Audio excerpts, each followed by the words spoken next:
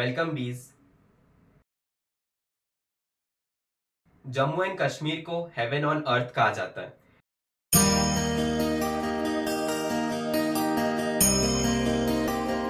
यानी कि धरती का जन्नत।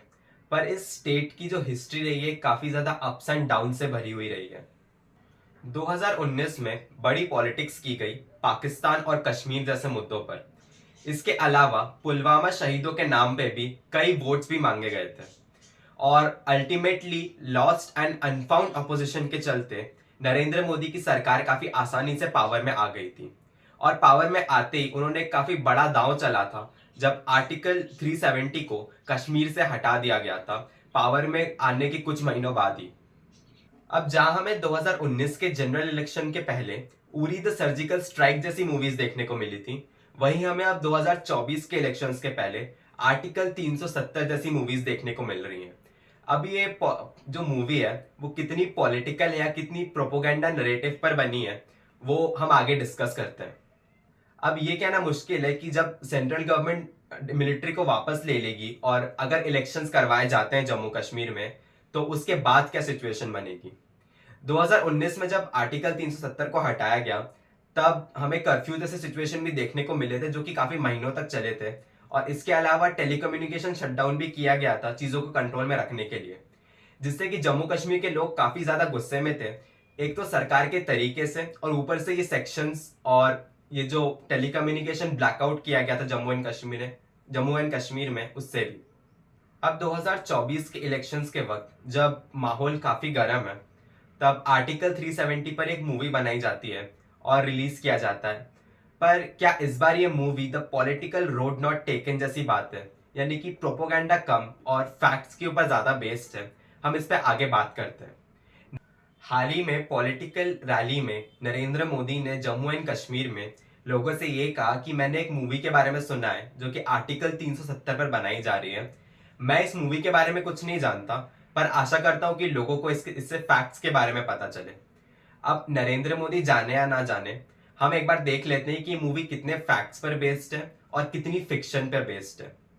अब अगर हम सीधे बात करें तो ये पिछली कई प्रोपोगेंडा मूवीज जो आई हैं जैसे कि कश्मीर फाइल्स या 72 हुराइन, उससे काफी अलग है ये मूवी।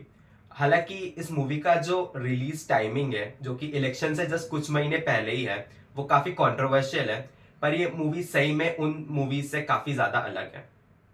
अब फिल्म के कास्ट की बात करें तो इसमें कोई डाउट नहीं है कि यामी गौतम और प्रिया मानी ने काफी अच्छी एक्टिंग की है और कई लोगों ने उनको प्रेज भी किया है उनके एक्टिंग परफॉर्मेंस के लिए। लेकिन क्या सिर्फ उनकी एक्टिंग इस मूवी को वर्थ इट बनाती है कि हम सब उसे जाकर देखें। रेटिंग्स की बात करें तो न्यूज़पेपर जैसे कि द इंडियन एक्सप्रेस ने 2.5 स्टार दिए हैं आउट ऑफ 5 और इंडिया टुडे की बात करें तो इंडिया टुडे ने 3 आउट ऑफ 5 दिए। और IMDb की बात करें तो हमने जब रिव्यू चेक किया तो 7.6 आउट ऑफ 10 दिए गए थे इस मूवी को। सबसे अच्छी बात तो यह है कि इस मूवी के जो प्रोड्यूसर हैं जो कि उरी द सर्जिकल स्ट्राइक के डायरेक्टर भी थे आदित्य धार, उन्होंने पहले ही क्लियर कर दिया है कि पहली वाली जो मूवी थी वो काफी ज्यादा वॉर ड्रामा मूवी थी और ये वाली जो है वो पॉलिटिकल है। और ये काफी अच्छी बात है कि उन्होंने खुद ने ही क्लियर कर दिया है कि ये एक पॉलिटिकल मूवी है और ना कि फुली फैक्ट बेस्ड मूवी जो कि न्यूट्रल पॉइंट ऑफ व्यू से लोगों को चीजें बताए कि एक्चुअली उस टाइम पे हुआ क्या था।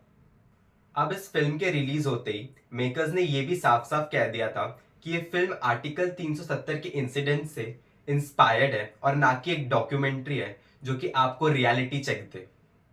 अब ओवरऑल मूवी की बात करें तो सबसे पहली बात तो ये मूवी काफी हद तक आपका पेशेंस लेवल टेस्ट करेगी, क्योंकि स्टार्टिंग में मूवी काफी स्लो मूव करती है और इंटरवल के बाद जब मूवी स्टार्ट होती है तो उसे काफी रश किया जाता है ताकि एक प्रॉपर टाइम के अंदर खत्म किया जा सके। अब आप इतना तो समझ ही चुके हैं कि ये जो मूवी है वो पूरी तरीके से फैक्ट्स पे बेस्ड नहीं है और काफी फिक्शनल पार्ट भी है।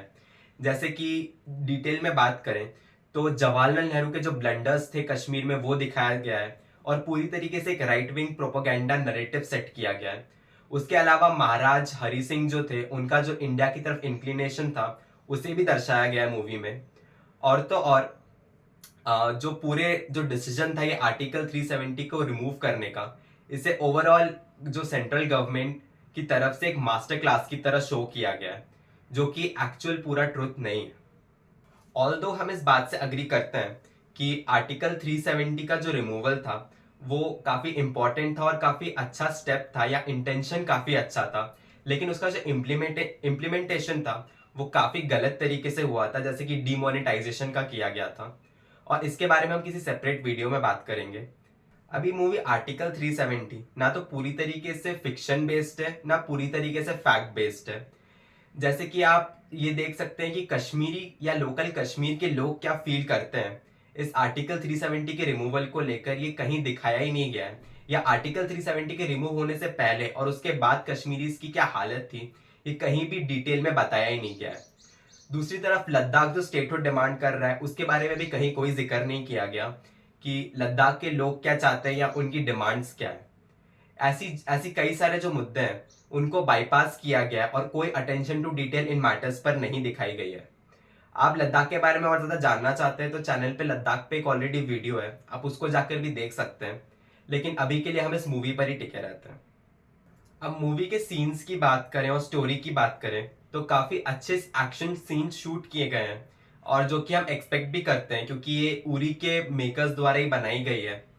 और इसके अलावा एक तरफ तो काफी कमिटेड सोल्जर्स दिखाए जाते हैं और हमारे ब्यूरोक्रेट्स दिखाए जाते हैं, जो कि काफी एक अच्छी चीज दिखाई गई है मूवी में। और उन्हीं की तरफ लीड करते हुए नरेंद्र मोदी को एक हीरो लाइक स्ट्रक्चर में पोर्ट्रे किया गया है, जो कि एक अगेन एक राइट विंग नैरेटिव सेट करता है इस मूवी का। दूसरी तरफ कश्मीरी पॉलिटिशियंस जिन्हें कि काफी विलेन रूप में पोर्ट्रे किया गया है, सारे कश्मीरी पॉलिटिशियंस को। उसके अलावा ये भी दिखाया गया है कि कैसे ब्रेन वॉश्ड मिलिटेंट्स और स्टोन पेल्टर्स कश्मीर में प्रॉब्लम्स क्रिएट करते थे और दंगे भड़काते थे। अब ये जो पूरी मूवी है ये एक हिस्ट्री टेल की तरह चलती है 2015 से 2019 के बीच में, और ये दिखाती है कि किस तरीके से पॉलिटिशियंस ने अपने पर्सनल मुद्दों और नैरेटिव्स के लिए टाइम एंड अगेन कश्मीर के लोगों का इस्तेमाल किया है और कश्मीर को बेवकूफ बनाया है। इसके अलावा जो सेंटर है दिल्ली की सेंट्रल गवर्नमेंट हमारी, उसको एक काफी हीरो रूप में प्रोट्रेट करके ये दिखाया गया है कि किस तरीके से गवर्नमेंट के ब्रिलियंस के आगे इस्लामा बेस्ड मिलिटेंट्स और टेररिस्ट जो थे उनके पास कोई जवाब नहीं होता है कि जो नरेंद्र मोदी की गवर्नमेंट उनके अगेंस्ट एक्शंस लेती है। ऑल्दो मेकर्स ने इसे एक इंस्पायर्ड मूवी बताई है आर्टिकल 370 के इंसिडेंट से, पर फारूक अब्दुल्ला और महबूबा मुफ्ती जैसे पॉलिटिशियंस को एक विलेन और डार्कर शेड में जो दिखाया गया है वो इसका एक proper right wing agenda set कर रहा है आने वाले इलेक्शंस के लिए। अदरवाइज हम अगर कास्ट की बात करें तो कास्ट का सिलेक्शन एक्चुअली काफी अच्छा किया गया है, और जिन्होंने इन कैरेक्टर्स को पोर्ट्रे किया है वो एक्चुअली काफी लुक अलाइक लगते हैं जिनका उन्होंने कैरेक्टर पोर्ट्रे किया है। जैसे कि अमित शाह का कैरेक्टर जिन्होंने पोर्ट्रे किया या नरेंद्र मोदी का कैरेक्टर जिन्होंने पोर्ट्रे किया, वो एक्चुअली एक बार के लिए लगते हैं कि एक्चुअल पर्सन ही उस रोल को प्ले कर रहे हैं, ना कि कोई एक्टर्स। अब एक और अच्छी बात इस मूवी की ये थी कि ये काफी एक प्रोफेशनली प्रोड्यूस्ड मूवी है, जैसे कि उरी थी, और बाकी नैरेटिव या प्रोपोगेंडा फिल्म्स की तरह सिर्फ एग्जैजरेट नहीं करती है चीजों को, जो कि हम एक्सपेक्ट भी करते हैं क्योंकि हम पहले भी उरी का परफॉर्मेंस देख चुके हैं। और एटलीस्ट अब जो एक्शन सीन्स हैं वो तो काफी ज्यादा एंजॉय करेंगे। अब यामी गौतम और प्रिया मानी के कैरेक्टर पर आए तो कई लोगों ने तो इसे यामी गौतम के करियर का बेस्ट पिक्चर भी बता दिया है, और एक्चुअली उनकी जो एक्टिंग है काफी इंप्रेसिव रही है through out the picture. Yami Gautam एक इंटेलिजेंट ऑपरेटिव रहती है इंडिया की, पर उसमें भी एक नैरेटिव डाला गया है जो कि कश्मीरी पंडित का है, जिसमें कि यामी गौतम को एक कश्मीरी पंडित भी दिखाया जाता है, जो कि अगेन इस प्रोपोगेंडा का ही एक पार्ट लोगों के सामने रखता है। अब आगे मूवी की बात करें तो बुरहान वानी का जो एनकाउंटर हुआ या बालाकोट स्ट्राइक या पुलवामा अटैक, इस पे काफी ज्यादा एक वन साइडेड पर्सपेक्टिव दिखाया गया है, बजाय इसके कि एक न्यूट्रल पॉइंट ऑफ व्यू दिया जाए पब्लिक को और एक्चुअल फैक्ट्स एंड फिगर्स दिए जाएं कि एक्चुअली क्या हुआ था। ये मियरली एक प्रोपोगेंडा फिल्म है जो कि सेंट्रल गवर्नमेंट को एक काफी अच्छे स्पॉटलाइट में प्रेजेंट करती है इलेक्शंस के कुछ महीनों पहले। अब आर्टिकल 370 सिर्फ कॉन्स्टिट्यूशन का एक आर्टिकल या पास नहीं रहा है, ये बीजेपी के लिए इलेक्शंस के लिए एक नया नैरेटिव बन चुका है, जिसके बलबूते पे वो वोट्स लेना चाहती है या वोट्स पाना चाहती है लोगों से। और अब सवाल ये है कि क्या आपको ये पिक्चर देखनी चाहिए, या अगर आपने देखी है तो हमें बताइएगा कमेंट्स में। अब बीज ये पूरी तरीके से आपकी मर्जी है कि आपको ये पिक्चर देखना है या नहीं देखनी है। अगर आपको एक्शन फिल्म्स पसंद है, आप बहुत बड़े फैन है इस एक्शन फिल्म के एरा के, तो आप जाके बिल्कुल देख सकते हैं इस एक्शन थ्रिलर को।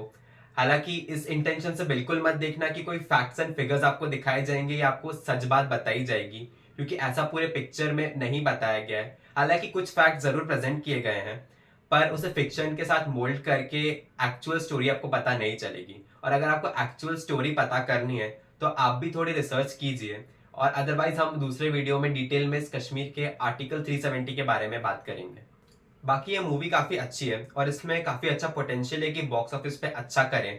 एक फैक्ट्स या डॉक्यूमेंट्री की तरह नहीं, बल्कि एक एक्शन मूवी की तरह।